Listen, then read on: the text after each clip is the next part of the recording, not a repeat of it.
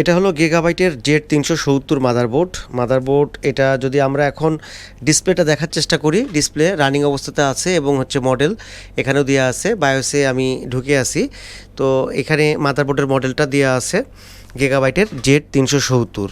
তো মাদারবোর্ডটা অন আছে এবং ডিসপ্লে আছে আমরা দেখতে পাচ্ছি, কিন্তু এই মাদারবোর্ডটা আমাদের কাছে কিন্তু নো পাওয়ার অবস্থানে আসছিল এবং এই মাদারবোর্ড পাঠাইছিল হচ্ছে মাহিন খান ভাই। এটা কোনাবাড়ি গাজীপুর থেকে 14ই মে আমাদের কাছে পাঠাইছিল এই মাদারবোর্ডটা নো পাওয়ার কন্ডিশনে। তো আমরা মাদারবোর্ডটাকে একটু অফ করতেছি, অফ করে আবার অন করে আপনাদেরকে দেখাচ্ছি। এখানে যে প্রসেসরটা দেখতে পাচ্ছেন এটা হলো i7 8th জেনারেশন প্রসেসর। এই প্রসেসরের হিস্ট্রিটাও বলতেছি যে এই প্রসেসরটা কী হয়েছে। তো মাদারবোর্ডটা দেখেন এখনও অন হচ্ছে এবং ডিসপ্লেটা যদি আমরা দেখব, এটা অন হয়ে নিক, তারপরে আমরা ডিসপ্লেটা দেখব যে ডিসপ্লেটা ঠিকঠাক আসতেছে কিনা। তো সিপিইউর কথা যেটা বলতেছিলাম, আমি একটা এসএসডি লাগাই, উইন্ডোজটা টেস্ট করব, এই জন্য এসএসডি লাগাই রাখছি। তো প্রসেসরের যে বিষয়টা, এই প্রসেসরটা হচ্ছে i7 8th জেনারেশন এবং এটা হলো মাহিন ভাইয়ের প্রসেসর। তো এই প্রসেসরটা দিয়ে কিন্তু ডিসপ্লে আসতেছে না। আমরা এখন যদি মাদারবোর্ডের ডেস্কটপটা দেখতে যাই, ডেস্কটপ কিন্তু চলে আসছে। তো অন্য প্রসেসর দিয়ে আমরা আসলে চেক করতেছি, নো পাওয়ারের বোর্ড অন্য প্রসেসর দিয়ে কেন চেক করতেছি সে বিষয়টা নিয়ে কথা বলবো। দেখেন এই মাদারবোর্ডটার প্রবলেমটা হয়েছিল মূলত ভিআরএম সেকশনে। তো আমরা জানি মাদারবোর্ডটা অফ হয়ে যাক, তারপরে আমি আপনাদেরকে দেখাচ্ছি একটা জিনিস। সেটা হলো যে আমরা এখানে যে হিটসিংগুলো দেখতে পাচ্ছি, এই হিটসিংগুলোর নিচে আছে মসফেট। তো এই নিচে কি আছে আসেন একটু বোর্ড ভিউ থেকে দেখার চেষ্টা করি। তো এর নিচে আছে হলো মসফেট থাকে, এই মসফেটগুলো কিন্তু শর্ট হয়ে যায়, অনেক মাদারবোর্ডেই হয়। তো এইটা হলো ভিআরএম সেকশন। তো এখান থেকে আমাদের কি হয়, সিপিইউ করে মানে সিপিইউতে ভোল্টেজটা প্রোভাইড হয়। এখন কত ভোল্টেজ প্রোভাইড হবে সেটা হলো সিপিইউর উপরে নির্ভর হয়। এই সিপিইউটা ভিআরএম চিপ থাকে, ভিআরএম চিপটা কোথায় থাকে, এইটা হলো ভিআরএম চিপ। এই ভিআরএম চিপের সাথে কমিউনিকেশন করে এসভিআইডির মাধ্যমে, দিয়ে তার কত প্রসেসর মানে ভোল্টেজ লাগবে সেটা এই মসফেটগুলোতে আপার মসফেট লোয়ার মসফেটে সুইচিংয়ের মাধ্যমে এই ভিআরএম সেকশনটা তৈরি করে। তো কোনো কারণবশত যদি মসফেট শর্ট হয়ে যায় তাহলে কিন্তু মাদারবোর্ড নো পাওয়ার হয়ে যায়, যেটাকে আমরা কি বলি 12 ভোল্ট শর্ট বলি, 12 ভোল্ট শর্ট। ঠিক আছে, তো এই মাদারবোর্ডে 12 ভোল্ট শর্ট ছিল, তো যার কারণে কি হয়েছে মাদারবোর্ডটা নো পাওয়ার অবস্থানে চলে গেছিলো। 12 ভোল্ট শর্ট যদি হয় আমরা কিভাবে চেক করতে পারি, আমরা এই মিটার দ্বারা খুব সহজে চেক করতে পারি। মিটারটাকে আমরা একটু দেখানোর চেষ্টা করব ডায়োড মোডে নিয়ে। আপনি রেড প্রপটাকে গ্রাউন্ডের সাথে রেখে ব্ল্যাক প্রপ দিয়ে আপনি যদি ইম্পিডেন্স চেক করেন তাহলে এখানে দেখতে পাবেন যে এখানে আপনার মসফেট শর্ট দেখাবে। তো সেক্ষেত্রে যেই মসফেটগুলো শর্ট এক অথবা একাধিক যা আছে, আমরা একটু বোর্ড ভিউর কাছে যাব। তো যেই মসফেটগুলো শর্ট হবে সেগুলোকে আমরা কি করব, রিপ্লেস করে দেবো। সেই সাথেও কিন্তু অনেক সময় আমাদের এই ভিআরএম চিপটাও কিন্তু প্রবলেম হয়ে যেতে পারে। সেক্ষেত্রে আমরা ভিআরএম চিপটাকেও কি করব, চেঞ্জ করব যদি ভিআরএম চিপের আমরা সমস্যা পাই। এখানে DAU1 মানে এই চিপটা কি ব্যবহার করা হয়েছে এটা আপনি জানতে পারবেন যদি ডায়াগ্রামে যান। ডায়াগ্রামে যদি আমি যাই সার্চ দিই, তো মাহিন ভাইয়ের মাদারবোর্ড এখন একদম ওকে, আমরা আজকে পাঠাই দেব। এটা 14ই মে হচ্ছে পাঠাইছিল। আর আজকের তারিখটা যদি আমরা দেখাই, এখন আমি যে ভিডিওটা করতেছি এখন বাজছে 2টা 20, 18 তারিখ। তো আমাদের অবশ্যই গতকালকে মানে 17 তারিখ হচ্ছে আমাদের সব বন্ধ ছিল। তো আমরা যেদিন পাইছি ঠিক তার পরের দিনই কাজটা আমাদেরকে করতে হয়েছে। তো এটা হলো সেই চিপ DAU1, এটা হলো সিপিইউ কোর আইসি। তো এই আইসিও কিন্তু প্রবলেম হয়ে যায় যখন মসফেট শর্ট হবে।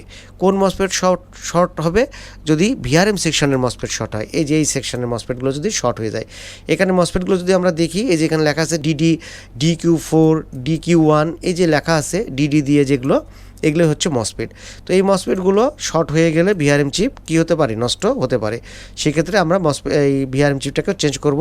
তো এই সেকশানে শর্ট হলে কি হয়, অনেক ক্ষেত্রে এই সিপিইউটা প্রবলেম হয়ে যায়, যেটা এই মাহিন ভাইয়ের এই প্রবলেমটা হয়েছে। এই প্রসেসরটা অনেক বড় প্রসেসর, i7 8th জেনারেশনের প্রসেসর, এটাতে কিন্তু আর ডিসপ্লে আসতেছে না। আমরা জাস্ট হচ্ছে এখন এই আমাদের একটা প্রসেসর, যে প্রসেসরটা হলো i3 প্রসেসর দিয়ে টেস্ট করতেছি। তো আমরা মাহিন ভাইকে মাদারবোর্ডটা পাঠিয়ে দেবো, ভাই হচ্ছে প্রসেসর অ্যারেঞ্জ করে নিবে, আমাকে বলছে প্রসেসর অ্যারেঞ্জ করে নিবে। তো মাহিন ভাইয়ের স্লিপটা তো আপনাদেরকে দেখালাম, কোনাবাড়ি গাজীপুর থেকে 14ই মে আমাদের কাছে এই মাদারবোর্ড পাঠিয়েছিল Z370। এই মাদারবোর্ডটা মাহিন ভাই গাজীপুর থেকে পাঠিয়েছিল নো পাওয়ার প্রবলেমে। তো এখন আলহামদুলিল্লাহ মাদারবোর্ডটা একদম ওকে। আমরা এখন যতবার অন করব মাদারবোর্ড অন হবে, আর ডিসপ্লে তো আসবেই, এই কারণে যেহেতু আমি অন্য প্রসেসর দিয়ে চেক করতেছি। কিন্তু ভাইয়ার প্রসেসরটা ক্ষতিগ্রস্ত হয়ে গেছে। যেসব মাদারবোর্ডে মসফেটের সমস্যা হয়, আপনার এই যে মসফেটগুলো, এই ভিআরএম সেকশনের মসফেটগুলো, এই যে ডেস্কটপ চলে আসতেছে। আমি এসএসডি লাগাই টেস্ট করে দিচ্ছি ভাইকে। তো সব কিছু ঠিকঠাক আছে, কোনো অসুবিধা নাই। তো আমি এখন মাদারবোর্ডটা একটু টার্ন অফ করব। তো মাদারবোর্ড নো পাওয়ার হয়ে গেলে কীভাবে চেক করতে হয়, প্রসেসগুলো কি, এর আগে অনেকগুলো ভিডিও করছি, আপনারা চাইলে সেই ভিডিওগুলো দেখবেন, তাহলে বুঝতে পারবেন যে মাদারবোর্ডগুলো শর্টিং হয়ে গেলে কি করতে হয়। নো পাওয়ার কিন্তু খুব ইম্পর্টেন্ট একটা জায়গা, সেটা হলো আরটিসি সেকশন যদি কোনো কারণে আপনার প্রবলেম হয় তাহলে মাদারবোর্ড কিন্তু নো পাওয়ার হয়ে যেতে পারে। এই জন্য নো পাওয়ারের ক্ষেত্রে আমাদেরকে শর্টিং চেক করতে হবে, আরটিসি সেকশন চেক করতে হবে, এসআইও রিকোয়ারমেন্টস চেক করতে হবে, ইভেন ভিআরএম সেকশনটা শর্টিং আছে কিনা সেটা চেক করতে হবে। তো অলমোস্ট এখন আলহামদুলিল্লাহ মাদারবোর্ড একদম ওকে। তো আমরা পাঠাই দেব মাদারবোর্ড ইনশাল্লাহ, আজকে স্টেট ফার্স্ট পাঠাও অথবা সুন্দরবন যে কোনো কুরিয়ারের মাধ্যমে মাহিন ভাইয়ের কাছে। তো আমরা খুব অল্প সময়ে দেওয়ার চেষ্টা করছি, কারণ ভাই হলো অনলাইনে কাজ করে, যার কারণে ভাই বলেই দিছিল আগে মাহিন ভাই যে আমাকে একটু দ্রুত পাঠানোর চেষ্টা করেন। আর আপনারা যখন চেক করবেন, যারা একদম বিগিনার্স আছেন সেই ভাইদের জন্য বলতেছি, আপনারা শর্টিংগুলো চেক করবেন, মসপেটগুলোকে দেখবেন যে কোন মসপেট। আমি আসলে হিটসিংটা এই কারণে লাগা রাখছি, কারণ আমি যদি ওইটা হিটসিং খুলে যদি চেক করি তাহলে মসপেট কেটে যাওয়ার সম্ভাবনা থাকে।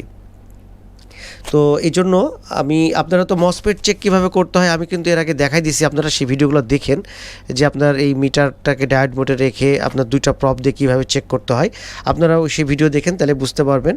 আবার অনেক সময় এই মাদারবোর্ডগুলো নো ডিসপ্লের ক্ষেত্রে এই যে আপনার বায়োসগুলো থাকে, বায়োসগুলো প্রবলেম হলেও কিন্তু নো ডিসপ্লে হয়ে যেতে পারে।